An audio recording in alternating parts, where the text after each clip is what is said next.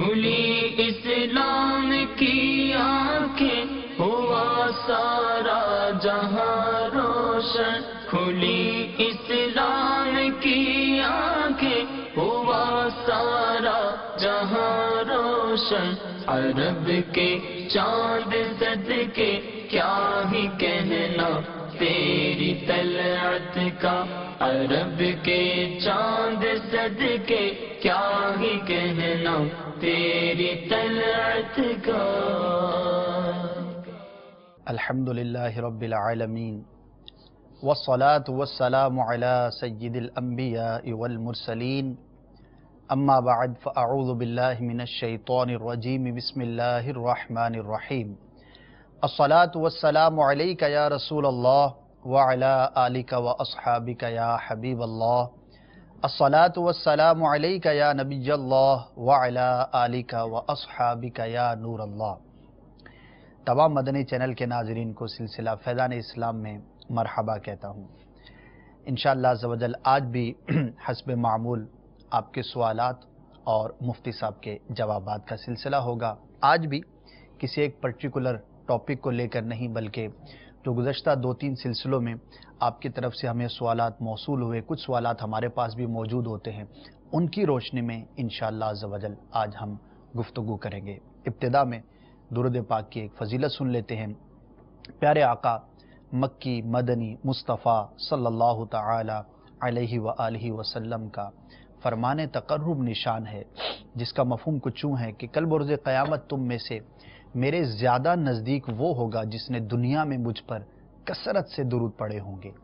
صلو علی الحبیب صلی اللہ تعالی علی محمد صلی اللہ تعالی علیہ وآلہ وسلم، کثرت درود کیجئے اور کل بروز قیامت اپنے آقا صلی اللہ تعالی علیہ وآلہ وسلم کا زیادہ سے زیادہ قرب پائیے۔ اچھی اچھی نیتیں بھی کر لیجئے، جب بھی کوئی نیک عمل کرنے کا ارادہ ہو تو اس سے پہلے جتنی اچھی نیتیں زیادہ کریں گے انشاءاللہ عزوجل اتنی ہی برکتیں بھی زیادہ ملیں گی۔ علم دین حاصل کروں گا، اللہ تبارک و تعالیٰ کا نام لیا گیا تو عز و جل جل جلالہ وغیرہ الفاظ ادا کروں گا، پیارے آقا صلی اللہ تعالی وسلم کے تذکرے پر درود پاک پڑھ لوں گا۔ اسی طرح حسب موقع رضی اللہ تعالیٰ عنہ رحمۃ اللہ تعالی علیہ کہوں گا، جو کچھ یہاں پر بیان کیا گیا سمجھنے کے بعد اچھی طرح سے اس پر عمل کروں گا، دوسروں تک پہنچاؤں گا، اور بھی جو نیتیں آپ حسب حال کر سکتے ہیں کر لیجئے۔ سب سے اہم بات کہ سلسلے کے دوران ہمیں اپنی توجہ کو سلسلے کی جانب ہی مبذول رکھنا ہے، کسی اور کام میں مصروف رہیں گے، خیالات منتشر ہوں گے، کسی کے ساتھ بات چیت میں مصروف ہوں گے تو ایک تو سلسلے کی برکتوں سے محروم ہو سکتے ہیں، دوسرا ایک بڑا نقصان کبھی، کیونکہ مسائل شرعیہ بیان کیے جاتے ہیں، ہاں کا نہ کا ہاں، حلال کا حرام، حرام کا حلال، یوں بھی سمجھنے میں آ سکتا ہے۔ اللہ تعالی ہمیں صحیح طور پر علم دین حاصل کرنے کی اور اس کی برکتیں لوٹنے کی توفیق عطا فرمائے۔ کیسے مفتی صاحب، خیریت سے؟ الحمدللہ ماشاءاللہ۔ مفتی صاحب، سب سے پہلے ایک گزشتہ سلسلے میں ہم سے سوال کیا گیا تھا گناہوں سے متعلق، اور اس میں آپ نے ارشاد فرمایا تھا کہ گناہ کے ارادے پر پکڑ نہیں ہوتی، گرفت نہیں ہوتی جب تک کہ عزم نہ ہو۔ تو اگر اس کی کچھ وضاحت فرما دیں کہ فقط ارادے پر گرفت نہیں ہے، گناہ لکھا نہیں جاتا، عزم پر گرفت ہے، عزم پر جو ہے وہ گناہ لکھا جاتا ہے، جو بھی اس کے احکامات ہیں، تو اس ارادے میں اور عزم میں کیا فرق ہے، اگر اس کی کچھ وضاحت ہو جائے۔ بسم اللہ الرحمن الرحیم۔ اس میں عام طور پر اس میں ایک غلط فہمی لوگوں میں عام ہے جی، کہ ارادے پر گناہ نہیں، تو اب اس سے مراد یہ ہے کہ جب تک کوئی کام کریں گے نہیں تب تک گناہ نہیں ہوگا۔ اسی لیے وہ پچھلی مرتبہ کسی سائل نے بعد میں فون کر کے سوال بھی کیا تھا جی کہ ہم تو یہی سنتے آئے اور حدیث مبارک میں بھی ہے کہ گناہ کا ارادہ کرے تو گناہ نہیں ملتا، گناہ کرے تو گناہ ملتا ہے۔ جی، تو اس کے حوالے سے عرض یہ ہے کہ دیکھیں، دل کے افعال پر گناہ ملنا یہ تو نصوص سے ثابت ہے۔ اچھا، یعنی یہ تو واضح طور پہ ہماری چند ایک مثالیں اگر میں عرض کروں گا تو سمجھ آ جائے گا۔ جی، جیسے مثال کے طور پہ حسد ہے۔ صحیح، حسد جو ہے وہ بیسیکلی دل کا فعل ہے کہ دل کے اندر آدمی مسلمان کا نقصان چاہتا ہے، اور اسی طرح تکبر ہے، دوسرے کو حقیر سمجھنا، یہ بھی دل کا فعل ہے اور یہ حرام ہے۔ اسی طرح کینہ رکھنا، اپنے دل کے اندر مسلمان کا کینہ رکھنا، یہ بھی حرام ہے۔ تو یہ ساری چیزیں، حسد ہے، تکبر ہے، کینہ ہے، یہ دل کے افعال ہیں اور ان کے اوپر گناہ ملتا ہے۔ صحیح۔ اب بات یہ ہے کہ چاہت کے اوپر، ارادے کے اوپر اور خیالات کے اوپر گناہ ملنے کی صورت، جی تو اس کی متعدد صورتیں بنتی ہیں. صحیح. جیسے مثال کے طور پہ ایک ہے تصوراتی گناہ. جی تصوراتی گناہ یہ ہوتا ہے کہ ایک آدمی اپنے تصور میں ایک گناہ کرتا ہے. صحیح. جیسے معاذ اللہ بدکاری. صحیح. ایک آدمی اپنے تصور کے اندر وہ پورے افعال کرتا ہے اور اسے لذت حاصل کرتا ہے. اب اس کے خیالات ہیں، لیکن ان خیالات پر بھی یہ گناہگار ہوتا ہے. یعنی ایک ہے خیال آ جانا اور ایک ہے خیال لانا اور پھر اس کے ذریعے اس گناہ کو اپنے دل و دماغ میں پایا تکمیل تک پہنچانا. صحیح. یہ جو تصوراتی گناہ ہے یہ حرام ہے، یہ ناجائز ہے، یہ گناہ ہے. صحیح. اس کے بارے میں امام غزالی رحمۃ اللہ علیہ نے احیاء العلوم میں اور علامہ شامی علیہ رحمہ نے فتاوی شامی کے اندر اس کو صراحت کے ساتھ اس مسئلے کو بیان کیا کہ تصور کے اندر یوں گناہ کیا جائے تو گناہ ملتا ہے. صحیح. اچھا، دوسری بات ہے کہ گناہ کے اوپر راضی ہونا اور خوش ہونا.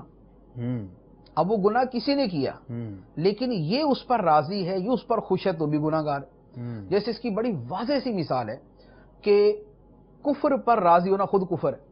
صحیح. صحیح. یعنی کفر پر راضی ہونا خود کفر ہے. ایک آدمی اپنے کفر پر راضی ہوتا ہے کہ میں مستقبل کے اندر یعنی میں کافر ہو جاؤں معاذ اللہ، تو اب اس کے اوپر اگر وہ راضی ہے تو اس کی یہ رضامندی جو ہے یہ بذات خود کفر. صحیح. بلکہ کفر غیر کے اوپر بھی رضامندی کو فقہاء کرام نے کفر لکھا ہے. یعنی ایک آدمی کافر ہوا، دوسرا آدمی اس پہ راضی ہے، خوش ہے، اچھا ہوا کافر ہوا. اب اس کے اندر کوئی اس کے اندر تعویلی صورت نہیں ہے، تو اس کا دوسرے کے کفر پر راضی ہونا یہ بھی کفر قرار دیا گیا. تو اب یہ دل کا فعل تھا کہ دل کے اندر ایک آدمی راضی ہوا، خوش ہوا، اور اس کے اوپر کفر کا حکم ہو گیا. اچھا، اسی طرح دل کے اندر یہ چاہت ہونا جی کہ مسلمانوں کو نقصان پہنچے، ایسی چاہت بھی حرام ہے. یعنی ضرر مسلمین کی چاہت اسے حرام قرار دیا. اگرچہ ضرر دیا نہیں، اگرچہ ضرر دیا نہیں، کیا اپنے اندر ہی سوچتا ہے کہ یار یہ تباہی ہو جائے. جیسے وہ حسد کے اندر بھی تو بیسیکلی یہی ہوتا ہے کہ زوال نعمت چاہتا ہے، اور یہ زوال نعمت سے اگلی چیز ہے کہ ضرر چاہتا ہے. وہ تو نعمت زائل ہو رہی تھی، وہ بھی ایک ضرر ہے، لیکن باقاعدہ بالفعل ضرر پہنچے کہ اس کا ایکسیڈنٹ ہو جائے اور وہ مر ہی جائے، یہ ضرر چاہنا جو ہے یہ بذات خود یہ بھی ناجائز ہے، گناہ ہے. صحیح. اچھا، اسی طرح مسلمانوں کے اندر گناہ پھیلے، بے حیائی پھیلے، یہ نص قطعی قرآنی ہے کہ یہ حرام ہے. یعنی قرآن پاک کی آیت مبارکہ ہے، ارشاد فرمایا ان الذین یحبون ان تشیع الفاحشۃ فی الذین آمنوا لہم عذاب علیم فی الدنیا والآخرہ. بے شک وہ لوگ جو یہ چاہتے ہیں، یہ پسند کرتے ہیں کہ مسلمانوں میں بے حیائی پھیلے، جو یہ چاہتے ہیں، فرمایا لہم عذاب علیم فی الدنیا والآخرہ، دنیا اور آخرت میں ان کے لیے دردناک عذاب ہے. اب یہ ان کی چاہت ہے ان کی کہ مسلمانوں میں بے حیائی پھیلے، اور اس کے اوپر ہی حکم دے دیا گیا کہ ان کے لیے دنیا آخرت میں دردناک عذاب ہے. تو اب یہ چاہت ہے اور اس کے اوپر گناہ ہے. اچھا، اسی طرح بدگمانی ہے. جیسے بدگمانی بھی کیا ہے؟ بدگمانی ایک ذہن کے اندر خیال کا جمع لینا ہی ہے نا، لیکن وہ خیال کا جمع لینا ہی گناہ قرار پا گیا کہ بدگمانی کرتا ہے، اور اس کی کوئی کرینہ بھی نہیں ہے اس کا کہ اس طرح کی بدگمانی کی جائے. اچھا، پھر آ گیا ارادہ، جس کا بطور خاص ہم جس کی بات کر رہے ہیں. ارادے کے اندر بیسیکلی درجات ہیں.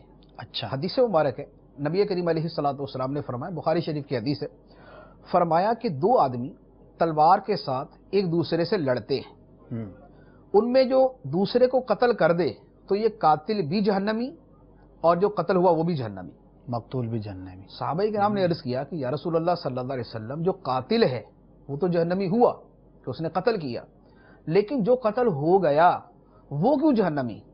تو فرمایا کہ یہ بھی تو اپنے اس کے قتل کے اوپر حریص تھا، کوشش تو یہ بھی تو دوسرے کو قتل ہی کرنا چاہتا تھا. صحیح صحیح. تو چونکہ اس کا بھی عزم مصمم اس کو قتل کرنے کا تھا، لہذا یہ بھی جہنمی. تو یہ حدیث مبارک ہے، اس کی شرح کے اندر محدثین نے بیان فرمایا ہے کہ جہاں پر عزم مصمم موجود ہو وہاں پر اس کا گناہ ملتا ہے، اگرچہ وہ فعل نہ کر پائے، قتل کا فعل نہیں کر پایا لیکن اس کو گناہ ملتا ہے. اچھا، اب اس کے بعد ارادے کے درجات ہیں. یعنی جو بیسیکلی کنفیوژن جو ہوتی ہے وہ ہے ارادے کے مختلف درجات سمجھنے میں. صحیح صحیح. ارادے کے یا نیت کے یوں کہہ لیں کہ 5 درجے ہیں. اچھا، پہلا درجہ ہے حاجس، یعنی اسے کہتے ہیں حاجس. دوسرے کو کہتے ہیں خاطر، تیسرے کو کہتے ہیں حدیث نفس، چوتھے کو کہتے ہیں ہم، اور پانچویں کو کہتے ہیں عزم. صحیح. یہ جو پہلا درجہ حاجس ہے، حاجس کیا ہوتا ہے؟ حاجس کہتے ہیں دل میں خیال آیا اور گیا، لمحے کو آیا چلا گیا، لمحے کو آیا اور چلا گیا. खातिर ये होती है कि बार बार ख्याल आए। हदीस नफ्स ये होती है कि बंदा उसके मुताबिक अपने दिल के अंदर प्लान करना शुरू कर दे।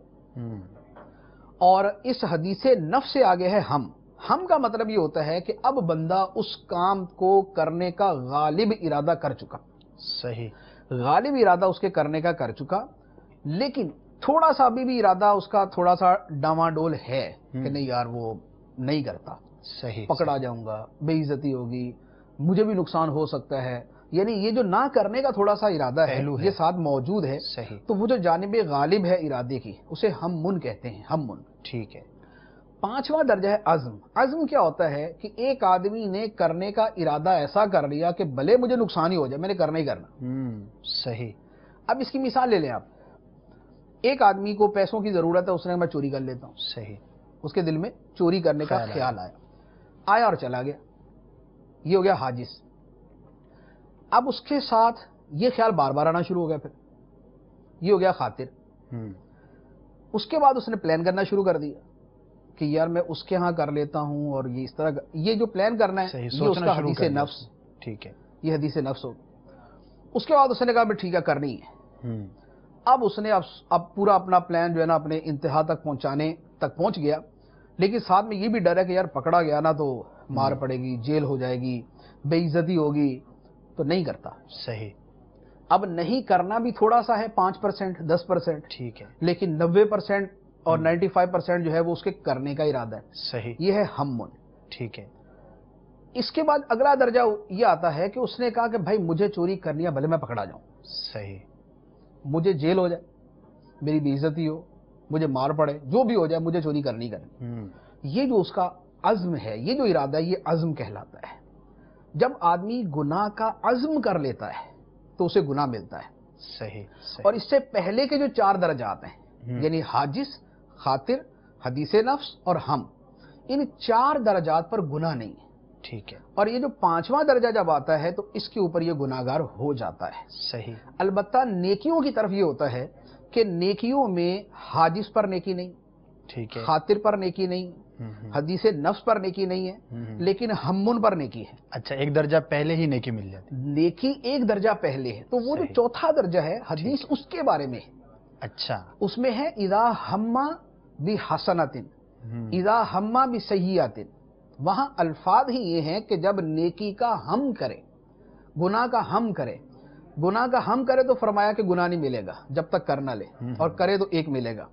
और हसना का हम करे तो फरमाया कि उसकी नेकी लिख दी जाती है, और जब वो करता है तो उसको 10 गुना मिलती है। तो ये वो फर्क है चौथे दर्जे पर जाके। इससे पहले तीनों दर्जों पर ना सवाब है ना गुनाह है। ठीक है। हाँ, लेकिन ये है कि अच्छा है तो बहरहाल वो अच्छा है, और बुरा है तो बहरहाल बुरा है, लेकिन गुनाह नहीं। ठीक है। लेकिन हममुन पे जाके अगर वो नेकी का इरादा है तो सवाब है, गुनाह का इरादा है तो गुनाह नहीं, अलबत्ता करेगा तो होगा। लेकिन अज़्म पे जाके, अज़्म अब नेकी का है तो भी सवाब, ठीक है, और अज़्म अगर गुनाह का है तो उसके ऊपर गुनाह। सही। तो ये वो सारे दराजात हैं जिनको पेश नजर रखा जाए तो फिर इस तरह का कंफ्यूजन नहीं होता। माशाल्लाह, बड़ी ही प्यारी वजाहत हमें सुनने को मिली, और बहुत सारे हमारे नाज़रीन के जहनों में जो सवालात होंगे, जो ख्यालात होंगे, और इसके अंदर हम गलती का भी शिकार हो जाते हैं। बाज़ औक़ात समझने में चूँकि गलती होती है तो फिर अमली तौर पर भी उसमें हम गलती का शिकार हो जाते हैं। तो इस तरतीब को, इन चीज़ों को मलहूज़ ख़ातिर रखेंगे तो इंशाअल्लाह अज़्ज़ व जल गुनाह से बचने में और नेकी करने में हम कामयाब हो सकेंगे। अल्लाह ताला हमें तौफ़ीक़ खैर अता फ़रमाए। बढ़ते हैं आपकी कॉल्स की जानिब और सुनते हैं कि हमसे क्या सवाल किया जा रहा है। जी सुनाइए। अस्सलामु अलैकुम वरहमतुल्लाहि वबरकातुहू। वालेकुम अस्सलाम वरहमतुल्लाहि वबरकातुहू। मुफ्ती साहब, आपकी बारगाह में एक सवाल है। जब हम नेकियां करते हैं तो क्या ऐसा हो सकता है कि नेकियां ज़ाया हो जाएं? अगर ऐसा है तो नेकियों की हिफाजत का तरीका इरशाद फरमा दीजिए। अस्सलामु अलैकुम वरहमतुल्लाहि वबरकातुहू। वालेकुम अस्सलाम वरहमतुल्लाहि वबरकातुहू। जी मुफ्ती साहब, नेकियां ज़ाया होना और उसकी हिफाजत का तरीका क्या फरमा? नेकियां ज़ाये होने की तो बहुत सारी सूरतें हैं, क्योंकि हदीस मुबारक है इन्नमल अमालु बिल खवातीम, अमाल का दारो मदार खातिमों पर है। अच्छा, खातिमे से ये भी मुराद है कि ईमान पर खातिमा होता है या नहीं होता। सही। ईमान पर खातिमा है तो वो अमाल भी मोतबर है और उनका फ़ायदा भी होगा। अगर ईमान पर खातिमा नहीं है तो अमाल जो है वो रायगा चले जाएंगे। दूसरा इसका मतलब ये भी है کہ خود اعمال کا اپنا خاتمہ کیسا ہے. اچھا، یعنی عمل کا وہ بھی اپنا مرتے خاتمہ. دم تک جو ہے وہ باقی رہتے ہیں یا نہیں رہتے، کیونکہ کئی ایسی صورتیں ہو سکتی ہیں کہ وہ اعمال برباد ہو جائیں. ٹھیک ہے. قرآن و حدیث کی روشنی میں دیکھیں تو بہت ساری صورتیں ہیں جن میں اعمال کے ضائع ہونے کا اندیشہ ہے. یعنی بعض میں تو قطعی طور پہ اعمال ضائع ہو جاتے ہیں اور بعض کے اندر یہ اندیشہ ہے کہ اعمال ضائع نہ ہو جائیں. اس میں چند ایک چیزیں میں عرض کر دیتا ہوں. جیسے سب سے پہلے کفر. صحیح. کفر کے ہوتے ہوئے کوئی بھی عمل اللہ کی بارگاہ میں قبول نہیں، بھلے وہ پوری دنیا کو کھانا کھلا دے اور پوری دنیا کو نوکریاں دلا دے. ٹھیک ہے. اگر کفر ہے تو اللہ کی بارگاہ میں آخرت کے اعتبار سے وہ عمل کوئی قبول نہیں ہے. دنیا میں اللہ تعالیٰ اس کو اس کا بدلہ دے دے گا، اس کی عزت کے طور پر، اس کی شہرت کی صورت میں، اس کی دولت کی صورت میں، اس کی نیک نامی کی صورت میں، دنیاوی ان چیزوں کے اندر اس کو بدلہ مل جائے گا، لیکن آخرت کے اندر اسے اس کے اعمال کا کوئی بدلہ نہیں ملے گا. قرآن پاک کی واضح آیت مبارکہ ہے. ارشاد فرمایا وَقَدِمْنَا إِلَىٰ مَا عَمِلُوا مِنْ عَمَلٍ فَجْعَلْنَاهُ هَبَاءً مَنْثُورًا، کہ ہم ان کے اعمال کی طرف قصد فرمائیں گے اور انہیں ہباء منصورہ کر دیں گے، یعنی انہیں بالکل ذرات کے اندر بکھیر کے رکھ دیں گے. تو جو کفار کے عمل ہے یہ بالکل جو ہے وہ روشن دان کی جیسے دھوپ کے اندر جو ذرات نظر آتے ہیں ان کی طرح بکھر جائیں گے. صحیح. دوسرے نمبر پہ ارتداد. ارتداد بیسیکلی کفر ہی ہے، لیکن کفر جو ہے وہ ذرا دونوں اعتبار سے بولا جاتا ہے. ارتداد یہ ہے کہ اسلام سے کفر کی طرف گیا. صحیح. اس کے عمل بھی برباد ہیں، یہ بھی قرآن پاک کے اندر ہے. ارشاد فرمایا وَمَن يَرْتَدِدْ مِنْكُمْ عَنْ دِينِهِ فَيَمُتْ وَهُوَ كَافِرٌ فَأُولَٰئِكَ حَبِطَتْ أَعْمَالُهُمْ فِي الدُّنْيَا وَالْآخِرَةِ. ارشاد فرمایا کہ جو تم میں سے اپنے دین سے مرتد ہو جائے، اپنے دین سے پھر جائے، پھر وہ کفر کی حالت میں مر جائے، تو اس کے اعمال دنیا آخرت دونوں میں برباد ہو گئے. تو ارتداد جو ہے، کفر سے ارتداد سے قطعی طور پر اعمال برباد ہو جاتے ہیں، اس سے نیکیاں ضائع ہو جاتی ہیں. اب اس کے بعد وہ اعمال کے جن کے بارے میں روایات کے اندر موجود ہے یا قرآن پاک کی آیات موجود ہیں اور ان میں یہ قوی اندیشہ موجود ہے کہ اس سے اعمال ضائع ہو جائیں، وہ بھی متعدد ہیں. جیسے مثال کے طور پہ حسد. حسد کے بارے میں حدیث مبارک ہے ان الحسد یاکل الحسنات کما تاکل النار الحطب، کہ حسد نیکیوں کو اس طرح کھا جاتا ہے جس طرح آگ لکڑی کو کھا جاتی ہے. صحیح. آگ جیسے لکڑی کو کھا کے ختم کر دیتی ہے، اسی طرح حسد جو ہے وہ نیکیوں کو برباد کر سکتا ہے. صحیح. اچھا، اسی طرح ریاکاری ہے. ریاکاری کے بارے میں تو معروف ہے کہ ریاکاری سے جو ہے وہ اعمال کا ثواب نہیں ملتا بلکہ الٹا گناہ ملتا ہے. قرآن پاک کی آیت مبارکہ بھی ہے فمن کان یرجو لقاء ربہ فلیعمل عملا صالحا ولا یشرک بعبادۃ ربہ احدا. جو اپنے رب سے ملاقات چاہتا ہے، اس کی امید رکھتا ہے، تو اسے چاہیے کہ وہ اچھے عمل کرے اور اپنے رب کی عبادت میں کسی کو شریک نہ ٹھہرائے. صحیح. علماء نے یہاں لکھا ہے کہ یہاں عبادت میں شریک ٹھہرانے سے مراد ریاکاری ہے، کہ ریاکاری کر کے بندہ اللہ کی رضا کے ساتھ مخلوق کی رضا بھی اس میں شامل کر لیتا ہے، یا خالص مخلوق ہی کی رضا کے لیے وہ کام کر رہا ہوتا ہے، تو ریاکاری سے بھی عمل برباد ہو جاتے ہیں. صحیح. اچھا، اسی طرح کسی پر احسان کیا تو احسان جتانا، یہ احسان جتانا بھی اعمال کو برباد کر دیتا ہے. یعنی اس عمل کو، جو احسان کیا اس عمل کو، جیسے صدقہ کیا کسی کے اوپر، اب صدقے کا احسان جتایا، کسی کی مدد کی اور اس مدد کا احسان جتایا، تو اس سے عمل برباد ہو جائے گا. یہ بھی قرآن پاک کی آیت مبارک ہے. فرمایا یا ایھا الذین آمنوا لا تبطلوا صدقاتکم بالمن والاذی کالذی ينفق مالہ رئاء الناس. ارشاد فرمایا کہ اے ایمان والو، اپنے صدقات کو برباد نہ کرو، بالمن احسان جتا کر، والاذی اور تکلیف دے کر. صحیح. جیسے کالذی ينفق مالہ رئاء الناس، اس شخص کی طرح جو اپنا مال لوگوں کو دکھانے کے لیے خرچ کرتا ہے. یعنی جیسے اس کے اعمال برباد ہیں، اسی طریقے سے احسان جتلا کر اور تکلیف دے کر اپنے صدقات کو برباد نہ کرو. تو اب اس آیت میں دونوں کا بیان ہو گیا، یعنی ریاکاری کے ساتھ تشبیہ دی گئی اور احسان جتانے کو بیان کیا گیا کہ ریاکار کے بھی اعمال برباد اور احسان جتلانے والے کے بھی صدقات جو ہے وہ برباد ہو گئے.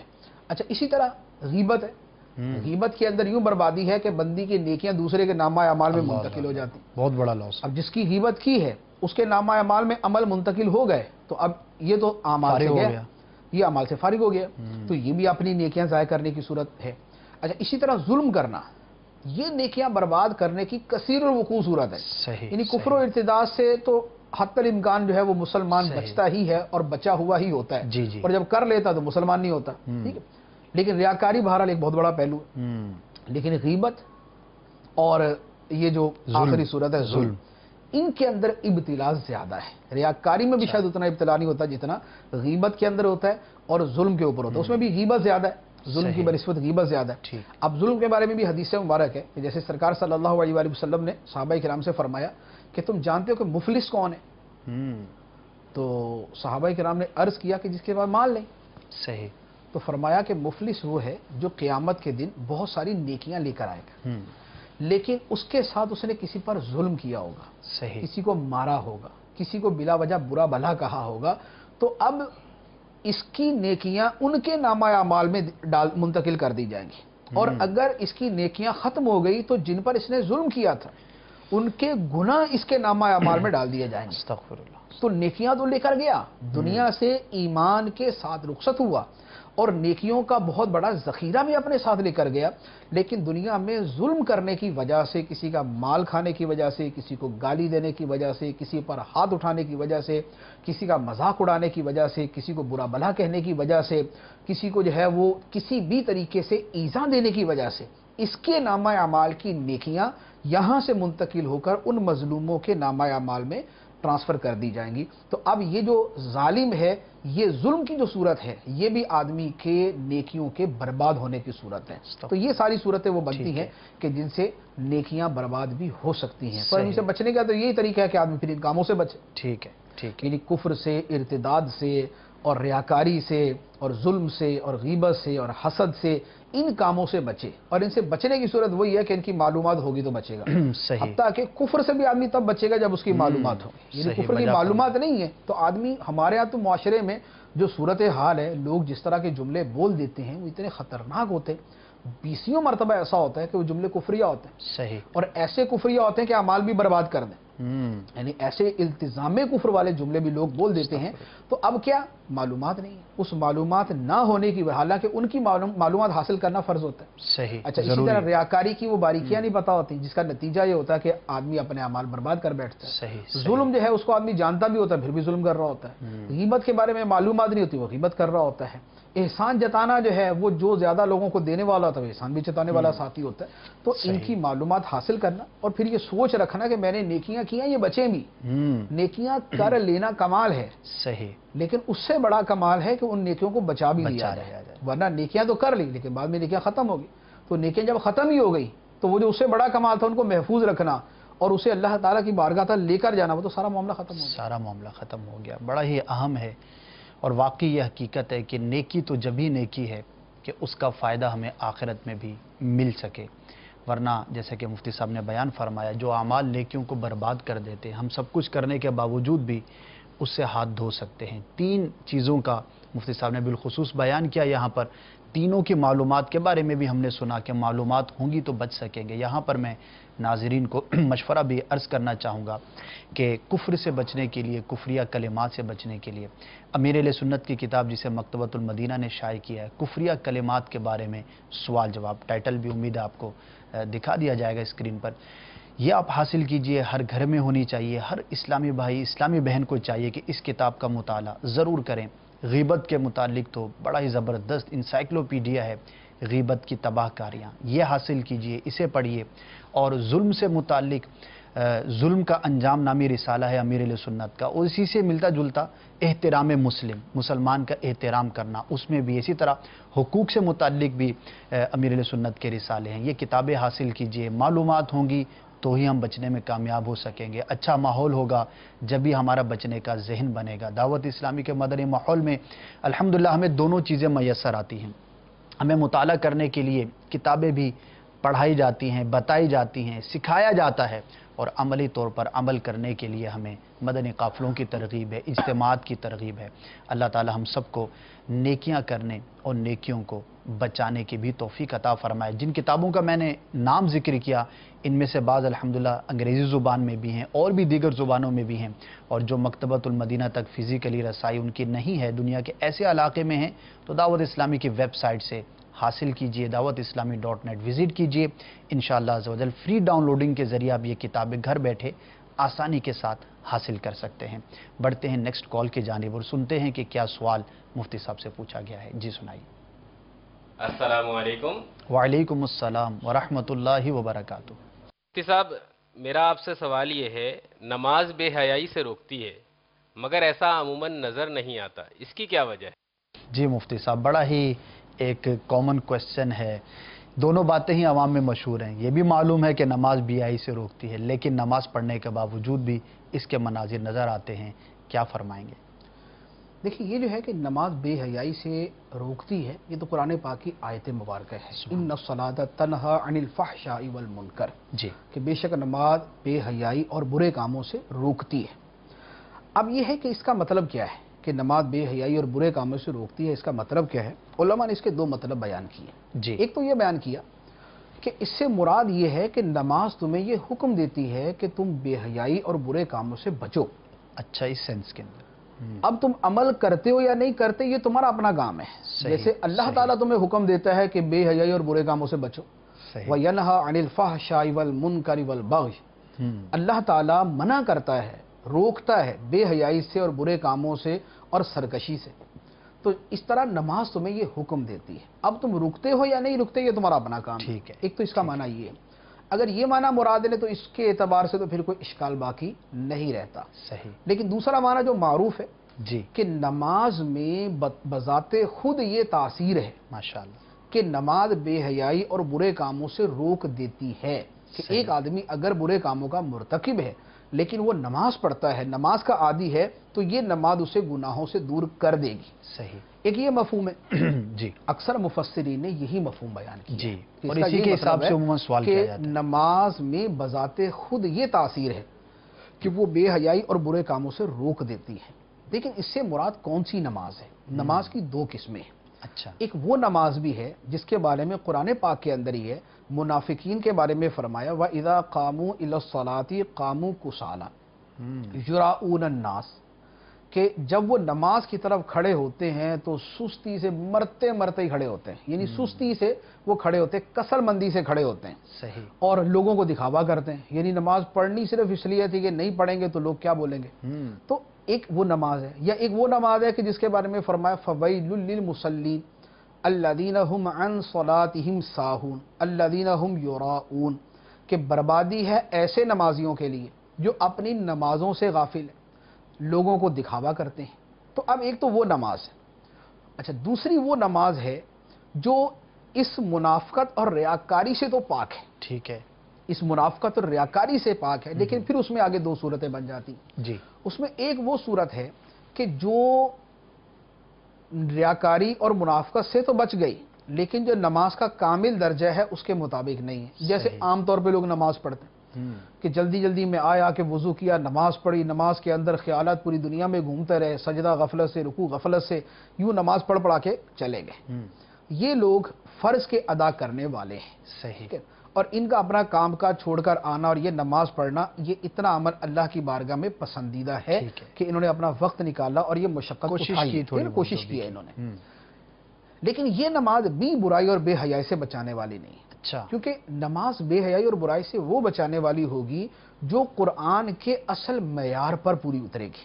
اب قرآن کا اصل معیار نماز کا ہے کیا؟ جی. جس کے اوپر یعنی بے پناہ فضائل بیان کیے جاتے ہیں، جس کے اوپر بہت اعلیٰ درجے کی بشارتیں دی جاتی ہیں، جن کو مقربین بارگاہ الہی قرار دیا جاتا ہے، وہ ہے جو اللہ تعالیٰ نے فرمایا قد افلح المؤمنون الذین هم فی صلاتهم خاشعون. سبحان اللہ. کہ فلاح پا گئے وہ ایمان والے جو اپنی نمازوں میں خشوع و خضوع کرتے ہیں. اب نمازوں میں خشوع و خضوع کرنے والے جو ہیں یہ وہ لوگ ہیں کہ جن کی نمازیں انہیں برائی اور بے حیائی سے بچاتی ہیں. سبحان اللہ. اچھا، اسی طریقے سے ایک تو نماز میں خشوع ہونا، ٹھیک ہے. اس کے ساتھ نمازوں پر مداومت ہونا، یعنی مستقل ہمیشہ نمازیں پڑھنا، صحیح. پابندی کے ساتھ نمازیں پڑھنا. جیسے قرآن پاک کے اندر یہ ہے والذین هم علی صلواتہم یحافظون، کہ وہ اپنی نمازوں پر محافظت کرتے ہیں. ٹھیک ہے. کہ وہ دوام کے ساتھ، ہمیشگی کے ساتھ وہ نمازیں پڑھتے ہیں.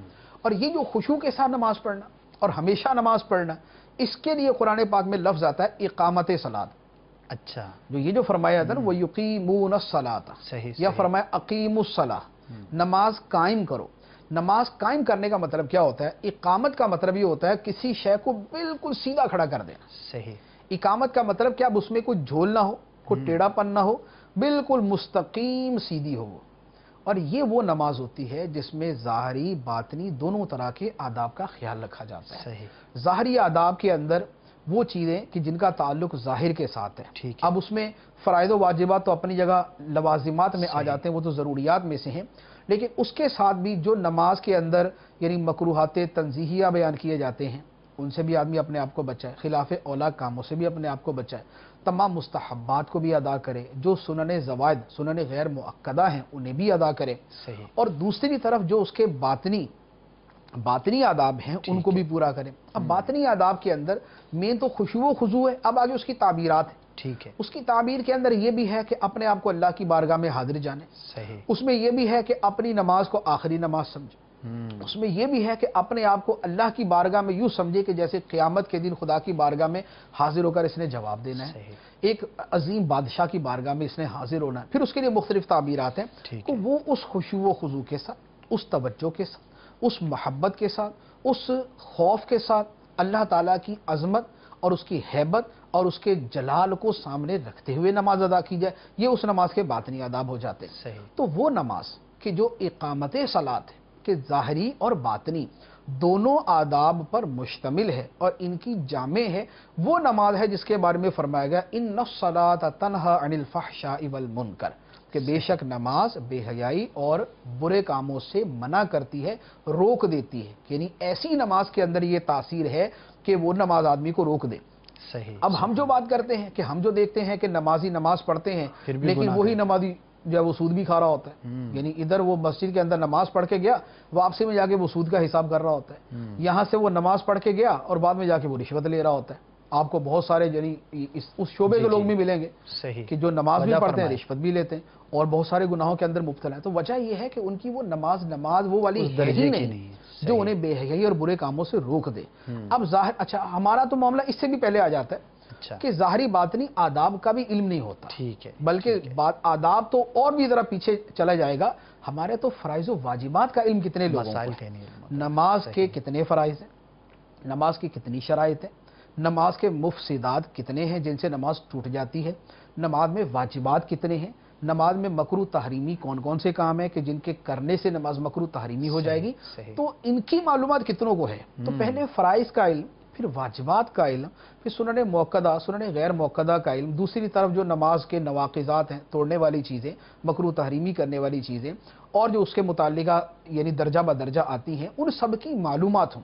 پھر معلومات تنہا کافی نہیں ہوتی، معلومات کے ساتھ اس پر عمل بھی ہونا چاہیے، کرنا ہے۔ یعنی پتہ تو ہے کہ نماز کے اندر یہ سنتیں ہیں اور ادا آدمی کرے ہی نہیں، تو اب معلوم ہونا تو اس کے لیے کفایت نہیں کرے گا کہ نماز اس کو بے حیائی سے روک دے، تو لہٰذا یہ ساری معلومات ہوں، ان معلومات کی روشنی میں پھر نماز پڑھی جائے۔ ایسی جو نماز ہو، ایسے نمازی کے بارے میں آپ کو شاید مثال نہ ملے کہ اس کی نماز نے اسے بے حیائی اور برے کاموں سے نہ روکا ہو، اگر اسے ارتکاب ہوا ہوگا تو اس نے توبہ بھی ساتھ ہی کیا، صحیح اگر ارتکاب ہوا ہوگا تو اس نے توبہ بھی کی ہوگی، لیکن ایسی نماز بہرحال آدمی کو برائیوں سے روک دیتی ہے۔ بجا فرمایا آپ نے مفتی صاحب، واقعی یہ دیکھا ہے اور اس کے بھی مناظر عام ہیں، اگرچہ اس کی تعداد بہت کم ہوتی ہے کہ واقعی جو پکا سچا نمازی ہوتا ہے تو لوگ دیکھ کر ہی کہتے ہیں کہ یار بڑا نیک آدمی ہے، وہ اپنے محلے میں معاشرے میں بھی ایک اس کا منفرد درجہ ہو جاتا ہے، مقام ہو جاتا ہے، اس کے چہرے کی رونق ہی الگ ہوتی ہے۔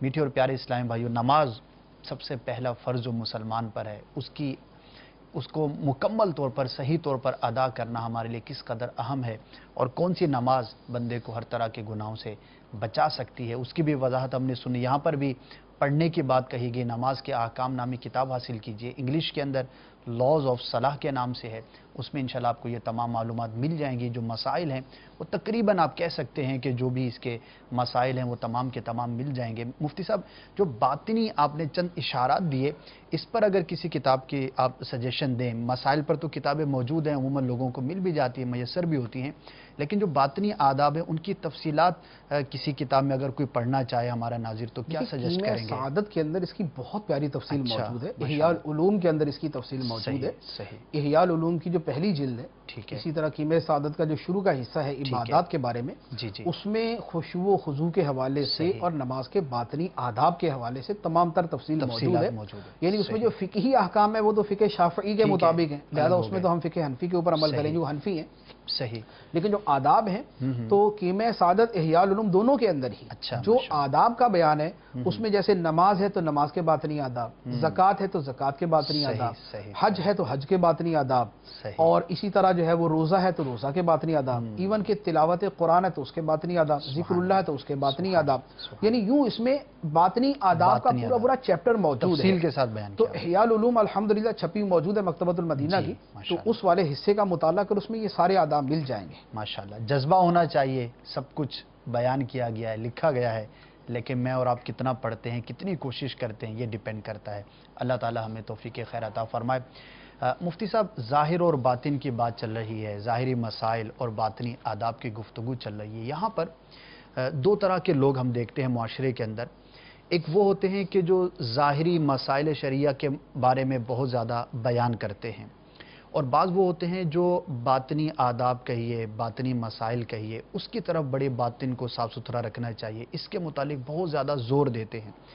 دو طرح کے لوگ پائے جاتے ہیں. تو ان میں سے آپ کیا فرمائیں گے کہ صحیح کون، کہ جو ظاہری شریعت کی طرف بہت زیادہ توجہ دلانے کی کوشش کرتے ہیں، یا جو باطنی آداب کی طرف زیادہ بات کرتے ہیں؟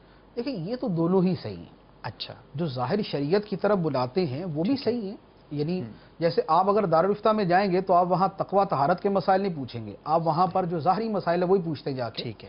اور آپ کسی صوفیہ کرام کے پاس جائیں گے تو آپ ان سے طلاق کے مسائل نہیں پوچھیں گے، ان سے آپ باطن کے مسائل پوچھیں گے. تو یہ تو شعبے ہیں. اچھا. کہ کچھ لوگ جو ہے وہ باطنی معاملات کے اوپر زیادہ کلام کرتے ہیں اور کچھ ظاہری آداب شریعت پر زیادہ کلام کرتے ہیں. اصل کلام ان لوگوں پہ ہوتا ہے کہ جو باطن کا نام لیں اور ظاہر کا انکار کریں. اچھا. یا جو ظاہر کا نام لے اور باطن کا انکار کرے. اس طرح کے جو افراط و تفرید کا شکار لوگ ہیں وہ غلط ہیں. یعنی صرف باطن کے اوپر زور دیں کہ دل صاف ہونا چاہیے، باقی آپ بھلے نگاہیں آزاد چھوڑ دو، کان آزاد چھوڑ دو، اعضاء کو آزاد چھوڑ دو، اور حلال و حرام کی تمیز اٹھا دو، اور شریعت کے جملہ مسائل سے صرف نظر کر لو. تو صرف باطن کا نام لے کر اور دل کی پاکی کا نام لے کر صحیح یہ باتیں کرنے والے باطل ہیں. اچھا. ٹھیک ہے نا، یہ باطن کی باتیں کرنے والے باطل ہیں. ٹھیک ہے. اور جو صرف ظاہر کی بات کرے اور تصوف کا نام آتے ساتھ ہی بدگنا شروع ہو جائے، کہ تصوف کا نام ہی ان کے لیے ایک قسم کی چڑ بن جائے، صوفی کا نام ہی ان کے لیے زہر کی مانند ہونا شروع ہو جائے، تو یہ لوگ جو ہے یہ ظاہر پرست جو ہے یہ بھی باطل کے اوپر ہے. کہ شریعت کے اندر تو دونوں چیزیں ہیں. ٹھیک ہے. یعنی جیسے دل کی بات ہے تو دل کے اوپر تو قرآن پاک کے اندر ہے، دل کی صفائی کے حوالے سے اللہ تعالیٰ نے ارشاد فرمایا یوم لا ينفع مال ولا بنون الا من اتى اللہ بقلب سلیم. جس دن نہیں نفع دیں گے بیٹے اور مال اور بیٹے نفع نہیں دیں گے، الا من اتى اللہ بقلب سلیم، مگر وہ شخص جو اللہ کی بارگاہ میں آیا سلامتی والے دل کے ساتھ. سلامتی والے دل، بقلب سلیم، سلامتی والے دل کے ساتھ. کس سے سلامت؟ وہ جو باطن کے امراض ہیں ان سے سلامت اور پاک و صاف دل لے کر اللہ کی بارگاہ میں آئے. یہ حدیث مبارک کے اندر ہے، نبی کریم صلی اللہ علیہ وآلہ وسلم نے ارشاد فرمایا، بخاری شریف کی حدیث ہے، کہ فرمایا کہ الا ان فی الجسد مضغۃ اذا صلحت صلح الجسد كلہ واذا فسدت فسد الجسد کلہ الا وہی القلب. فرمایا کہ سن لو، بدن کے اندر ایک ٹکڑا ایسا ہے اگر وہ سدھر جائے تو سارا بدن سدھر جاتا سبحان ہے، اللہ. اور اگر وہ بگڑ جائے تو سارا بدن بگڑ جاتا ہے. اور سن لو وہ ٹکڑا دل ہے، کہ دل اگر سدھر جاتا ہے تو پورا بدن سدھر جاتا ہے، اور دل بگڑ جاتا ہے تو پورا بدن بگڑ جاتا ہے. یعنی اعضاء بھی اسی طرح کے اعمال کرنے لگتے ہیں. اب یہ ہے باطن. اچھا، اب ظاہر کی طرف آ جائے تو ظاہر کے اوپر بھی قرآن پاک میں جو نماز پڑھنے کا، جو روزہ رکھنے کا، جو زکوٰۃ دینے کا، جو حج کرنے کا، اور جو کاروبار کی چیزیں بیان کی ہیں، جو نکاح طلاق کی چیزیں بیان کی، یہ سب ظاہر ہے. ٹھیک ہے. یعنی ایسا نہیں ہے کہ ایک آدمی دل کی صفائی کرتا رہے یتیموں کا مال کھاتا رہے.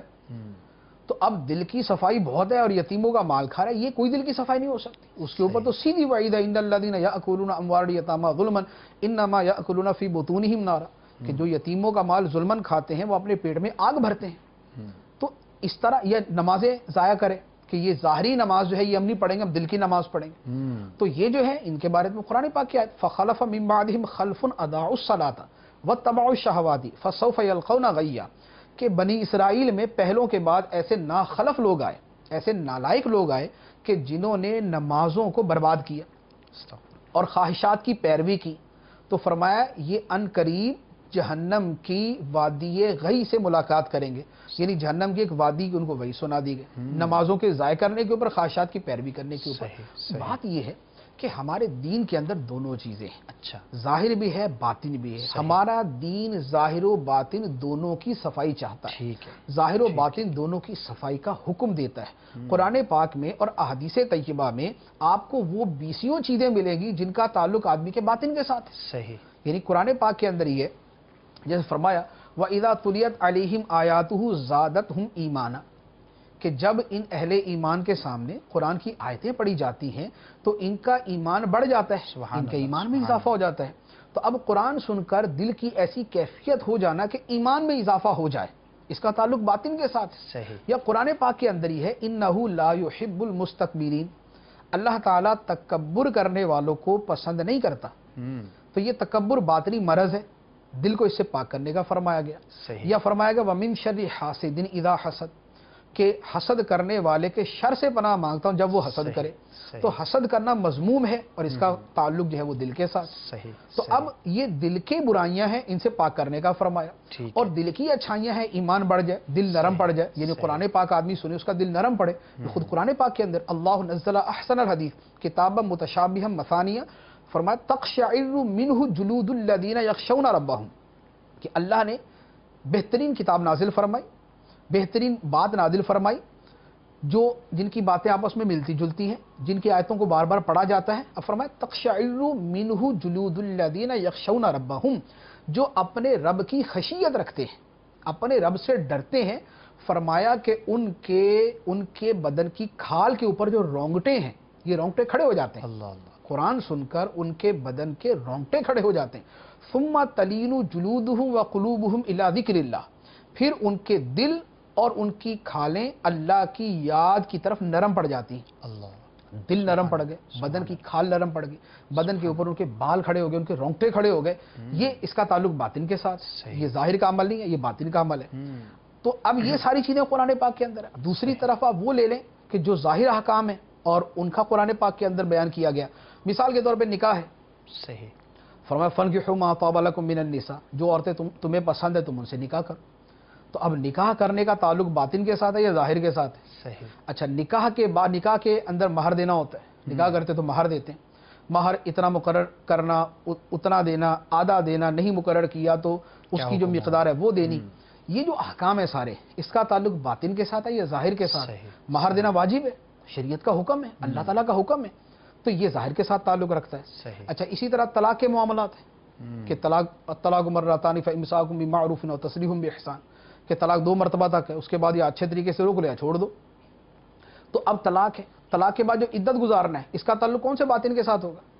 تو عدت گزارنا جو ہے اس کا تعلق ظاہر کے ساتھ ہے کہ اس نے ظاہری زیب و زینت کو ترک کرنا ہے، اس نے گھر کے اندر رہنا ہے، گھر سے باہر نہیں جانا، تو یہ عدت کا معاملہ۔ اچھا، اس کے ساتھ آگے مثال کے طور پہ قرض کا پورا قرآن پاک کے اندر بیان ہے، یعنی رکوع ہے، ایک تفصیلی آیت مبارکہ اس کے اندر، آیت مداینہ جس کو کہا جاتا ہے کہ جب تم کسی کو قرض کا لین دین کرو تو اس کو لکھ لیا کرو کہ کب تک یہ قرض دیا ہے اور کب اس کی واپسی ہے۔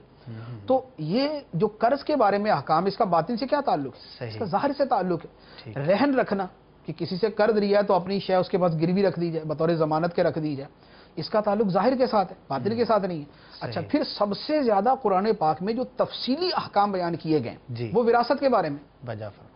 قرآن پاک میں فقہ کے جتنے ابواب ہیں یا انسانی زندگی کے جتنے معاملات ہیں جن کا تعلق اعمال کے ساتھ ہے، عقائد کے بعد اعمال کے ساتھ جن کا تعلق ہے، اس میں سب سے زیادہ جو وضاحت سے بیان کیا گیا وہ وراثت کا، صحیح، کہ باپ کا اتنا حصہ ہے، ماں کا اتنا حصہ ہے، بیٹے کا اتنا ہے، بیٹی کا اتنا ہے، بہن کا اتنا ہے، بھائی کا اتنا ہے، اور اس صورت میں اتنا بنے گا، اس صورت میں اتنا بنے گا، تو پورا رکوع اس کے اوپر موجود ہے، اس کے علاوہ اور آیتیں موجود ہیں۔ تو اب وراثت کا تعلق کون سے باطن کے ساتھ ہے؟ وراثت کا تعلق ظاہر مال کے ساتھ ہے، مال کی تقسیم کے بارے میں۔ تو خود قرآن پاک کا ہی اگر مطالعہ کر لیا جائے تو اسی سے یہ واضح ہو جاتا ہے کہ ظاہر و باطن دونوں کا ذکر، دونوں کے احکام، دونوں کے مسائل، دونوں کے آداب کا بیان قرآن پاک میں بھی موجود ہے، اور احادیث طیبہ کا ذخیرہ تو بہت ہی بڑا ہے۔ صحیح. یعنی قرآن پاک میں جتنی آیات و احادیث ہیں ماشاءاللہ. اس سے 10 گنا زیادہ احادیث مبارکہ صحیح. اس موضوع پر موجود ہوں گی جن کا تعلق باطن کے ساتھ بھی ہے، ظاہر کے ساتھ بھی ہے. صحیح. تو لہٰذا کامل وہ ہے جو باطن اور ظاہر دونوں کو ساتھ لے کر چلتا ہے. ہاں کسی موقع محل کی مناسبت سے کہ ایک آدمی صرف باطن کے اوپر بیان کرتا ہے، دوسرا صرف ظاہر کے اوپر بیان کرتا ہے، تو یہ اسپیشلٹیز ہو سکتی ہیں. صحیح. ایک آدمی نہیں کرتا ایک دوسری شے کے چیز اندر کا. ایکسپرٹ ہے، دوسرا دوسرے میں ایکسپرٹ ہے. ٹھیک ہے. تو دونوں یہ جو بیان کرنے والے ہیں کہ ایک ظاہر پہ بڑا زور دیتا ہے، دوسرا باطن پہ بڑا زور دیتا ہے، ان میں کوئی غلط نہیں. ٹھیک ہے. ہاں وہ کہ جو باطن پہ زور دے کے ظاہر کا انکار غلط کرے کرے. یا ظاہر پر زور دے کر باطن کا انکار کرے، یہ دونوں خود باطل ہے. صحیح صحیح. ماشاءاللہ مفتی صاحب بڑا ایک انٹرسٹنگ کوسچن اسی سے متعلق ہے. میں انشاءاللہ کرتا ہوں، جب تک کچھ میرے خیال میسیجز بھی آئے ہوئے ہیں، آپ ایک نظر دیکھ لیجئے. میرے پیارے اور میٹھے اسلامی بھائیوں، یہ ہے اسلام اور اس کا حسن. ہمارے ظاہر کو بھی سدھارنا ہے، ہمیں اپنے باطن کو بھی سنبھالنا ہے. جو بھی احکامات شرعیہ ہیں اس کے مطابق عمل کرنا ہے. دونوں طرح سے احکامات موجود ہیں، بڑی تفصیل سے موجود ہیں، اور ہر چیز کی وضاحت ہمیں علماء کرام نے بیان فرمائی ہے. اب یہ مجھ پر ڈیپینڈ کرتا ہے، یہ آپ پر منحصر ہے کہ ہم کتنی کوشش کرتے ہیں اور کتنا ہم علم حاصل کرتے ہیں اور اس کے مطابق عمل کرنے کی کوشش کرتے ہیں. دعوت اسلامی کا پیغام یہی ہے، مدنی انعامات پر عمل کرتے ہیں. آپ اس کا مطالعہ کیجئے، حاصل کیجئے، آپ کو دونوں چیزوں کا امتزاج نظر آئے گا. مسائل پر مشتمل کتابوں کا مطالعہ کرنا یہ ہماری زندگی کا حصہ ہونا چاہیے. پورا ایک نصاب بیان کیا گیا. فرض علوم سے متعلق آپ کو ترغیبات آپ تقریباً ہر دوسرے بیان کے اندر سنتے ہی رہتے ہیں. اسی طرح سے اپنے باطن کی صفائی ہے، باطنی امراض سے اپنے آپ کو بچانا ہے. بڑی ہی تفصیل کے ساتھ اس موضوع پر آپ بیانات بھی سنتے ہیں. مدنی چینل پر آپ کو پورے سلسلے بھی ان موضوعات پر پیش کیے جاتے ہیں تاکہ ہمارا ظاہر بھی اچھا ہو، ہمارا باطن بھی اچھا ہو. اللہ تعالی ہمارے ظاہر و باطن دونوں کو صاف کرنے کی توفیق عطا فرمائے. مفتی صاحب کچھ اگر میسیجز کے جوابات ہو جائیں پھر انشاءاللہ اگلے سوال کی طرف بڑھتے ہیں. ہاں اس میں ایک سوال ہے، کسی گناہ کے کام کا وسوسہ آیا جی تو کیا اس پر بھی گناہ ملے گا؟ صحیح. تو اس پر تو گناہ نہیں ملے گا. گناہ ٹھیک کا ہے. وسوسہ جو ہے ٹھیک وہ ہے. یا تو حاجز ہوتا ہے یا خاطر ہوتا ہے. ٹھیک وہ ہے. تقریباً اسی مرحلے کے اندر آتا ٹھیک ہے، ہے. یعنی یا تو وہ ایک ہم نے مرتبہ آئے گا یا تفصیل بار بار آئے گا. صحیح. تو اس کے اوپر گناہ نہیں ہے. صحیح. حدیث مبارک کے اندر بھی صراحت کے ساتھ فرمایا گیا کہ جب تک وہ اس کا تکلم نہ کرے، یعنی ایک اچھا. وسوسہ آیا، ٹھیک اب ہے. اس کو لوگوں کو وہ یوں بیان کرتا ہے کہ گویا اس نے ذہن ہی بنا لیا اس کے مطابق، تو تب اس کا گناہ ہے. ورنہ صحیح. جیسے مسئلہ پوچھنے کے لیے اپنا وسوسہ بیان کیا کہ مجھے یہ وسوسہ آیا، اس کا کیا حکم شرعی ہے، تو اس کے اوپر کوئی حکم نہیں ہے، صحیح. بلکہ وسوسے کو ایمان کی علامت قرار دیا گیا. صحیح صحیح. اچھا اس کے بعد کسی پر قضا نمازیں ہوں تو کیا وہ شخص نفل پڑھ سکتا ہے یا پہلے قضا نمازیں ادا کرے؟ صحیح. تو اس میں فقہاء کرام نے جو بیان فرمایا ہے اس میں یہ ہے کہ وہ نوافل جی کہ جن کی خاص فضیلت احادیث مبارکہ میں موجود ہے، جیسے جی. تہجد ہے، صحیح. اشراق چاشت ہے، ہم. اوابین ہیں، یا جو نماز کی سنن موقدہ یا سنن غیر موقدہ، صحیح. یہ جتنی نمازیں ہیں یہ سب ادا کرے. ٹھیک ہے. یعنی یہ نوافل بھی ادا کرے. صحیح. اور اس کے علاوہ ایک آدمی جو اپنی عادت سے اور اپنے شوق سے جدا گانا نوافل پڑھتا ہے، صحیح. کہ ایک آدمی کو شوق ہے کہ وہ رات کو سونے سے پہلے 10 نوافل پڑھتا ہے، صحیح. یا وہ مغرب کے بعد اوابین کے بعد بھی 2 نفل پڑھتا ہے، صحیح. تو وہ نوافل جو اس کی اپنی طرف سے ہیں اور جن کی بطور خاص فضیلت احادیث میں نہیں آئی، صحیح. ان نوافل کی جگہ اسے بہرحال جو ہے وہ قضا نمازیں قضا ادا نمازیں کرنی ادا چاہیے. کرنی چاہیے. تو لہذا صحیح. تہجد ہے جیسے وہ تہجد پڑھے، ٹھیک ہے. اوابین ہے وہ پڑھے، اشراق چاشت ہے وہ پڑھے. نمازوں کی جو سنن مؤکدہ ہیں وہ بھی پڑھے، جو غیر مؤکدہ ہیں وہ بھی پڑھے، جیسے عصر کی پہلی 4 سنتیں ہوگی یہ بھی پڑھے. اور اس کے علاوہ جو بالکل اپنی طرف سے پڑھتا ہے ان کی جگہ پر یہ قضا نمازیں پڑھے. صحیح. ایک سوال ہے کہ کفر کی کتنی اقسام ہیں؟ یہ بہت وسیع پہلوؤں کے اعتبار سے اس کے بہت ساری صورتیں ہو سکتی ہیں. صحیح. یعنی کئی ایک اس اعتبار سے تقسیم ہو سکتی ہے کہ ایک کفر وہ ہے جس کا تعلق اللہ تعالیٰ کی ذات کے ساتھ ہو، ایک وہ کفر ہو سکتا ہے جس کا تعلق انبیاء کرام علیہ السلام کے ساتھ ہو، ایک کفر جس کا تعلق آخرت کے ساتھ ہو، ایک وہ کفر جس کا تعلق فرشتوں کے ساتھ، صحیح. ایک وہ کفر جس کا تعلق جنت جہنم کے ساتھ ہو، ایک وہ کفر جس کا تعلق قرآن کے ساتھ ہو، ایک وہ کفر جس کا تعلق ضروریات دین کی جو دیگر چیزیں جو بیان کر دی ان کے علاوہ چیزوں کے ساتھ ہے. صحیح. تو اس اعتبار سے بہت ساری تقسیم ہو سکتی ٹھیک ہے. اچھا دوسرے اعتبار سے یہ ہو سکتی ہے کہ کفر جلی کفر خفی اس کے اعتبار سے ہو سکتی ہے. تیسری تقسیم کفر لزومی کفر التزامی کے اعتبار سے ہوتی ہے. صحیح. تو یہ زیادہ تر جس کی طرف عام طور پہ لوگ پوچھ رہے ہوتے ہیں وہ کفر التزامی اور لزومی کے اعتبار سے ہے. صحیح. لیکن اس میں یہ ہے کہ یہ بڑی پیچیدہ بحث ہوتی ہے. ٹھیک ہے. کفر لزومی التزامی انتہائی دقیق مباحث ہیں، خاص طور پہ التزامی کفر کی. اس میں یہ ہے کہ جیسے जो अमीर अहले सुन्नत की किताब है कुफरिया कलिमात के बारे में सवाल जवाब, उस किताब का मुताला कर लिया जाए, उसमें तकरीबन हर किस्म के बारे में बुनियादी बातें मौजूद है, बुनियादी बातें, ज़रूरी बातें मौजूद हैं। सही। अच्छा, एक है इस्लाम में सबसे ज़्यादा किस गुनाह से बचने का हुक्म है? सबसे ज़्यादा तो शिर्क से बचने का हुक्म है। सही। जो बिल्कुल वाज़ेह तौर पे फरमाया गया। शिर्क के साथ फिर कुफ्र मिल जाता है कि कुफ्र, हर कुफ्र शिर्क नहीं होता, लेकिन कुफ्र की वईद भी उतनी ही शदीद है जितनी जो है वो शिर्क की है। फिर उसके बाद गुनाह कबीरा आ जाते हैं, फिर गुनाह कबीरा के बाद गुनाह सगीरा आ जाते हैं। और अगर यहाँ सवाल से मुराद है उस क्या नाम है, उसके बाद की कुफ्रियात के बाद आमाल के अंदर किस गुनाह से बचने का ज़्यादा हुक्म है, उसमें फिर माँ बाप की नाफरमानी है, बदकारी है, कत्ल है, और कत्ल के अलावा शराब पीना है। ये वो गुनाह है कि जिनके बारे में बहुत ज़्यादा शदीद वईदें। इसी तरह तर्के नमाज है, फ़र्ज़ नमाज छोड़ देना, सूद खाना है। तो ये वो मेन गुनाह है, बड़े बड़े गुनाह हैं कि जिनसे बचने का हुक्म दिया गया। ठीक है। खून का अतिया देना सवाब का काम है या नहीं? खून का अतिया देना जहाँ पर जायज़ हो, हर सूरत में जायज़ नहीं है, जहाँ पर वाकई हाजत शरई मुतहक्किक हो वहाँ पर देने की इजाज़त है, और जहाँ इसकी इजाज़त है वहाँ अपनी नीयत पर मदार है। अब अगर किसी की नीयत है कि दूसरे मुसलमान का भला हो, एक आदमी की जान ही जा रही है, अगर उसे खून ना मिले, या उसको शदीद मरज़ लाहिक हो रहा है अगर उसे खून ना मिले, अब ये अपने उस मुसलमान भाई को नफ़ा पहुँचाने की नीयत से खून देता है, तो इसकी नीयत के ऊपर इसको सवाब मिलेगा। ठीक है, ठीक है। मुझे बताया गया है कि काफ़ी सारी कॉल्स हैं, चंद कॉल्स को शामिल कर लेते हैं। जी सुनाइए। मुफ्ती साहब, आपसे एक सवाल अर्ज़ है, जदीद साइंसी उलूम या दुनियावी तालीम के बारे में क्या हुक्म है? अक्सर व बेशतर दुनियावी लोगों से ये एतराज़ देखा गया है कि मजहबी लोग शायद दुनियावी तालीम या साइंसी उलूम के ख़िलाफ़ है, तो इसके बारे में कुछ इरशाद फरमा दें। मुफ्ती साहब, ये सवाल इंशाल्लाह इसका भी जवाब लेते। इससे पहले जो पिछला मैंने सवाल किया था उसी से मुताल्लिक उसको कंटिन्यू कर लिया जाए कि ज़ाहिर व बातिन की हमने बात की। ज़ाहिर व बातिन के साथ ही एक और बड़ा मसला है।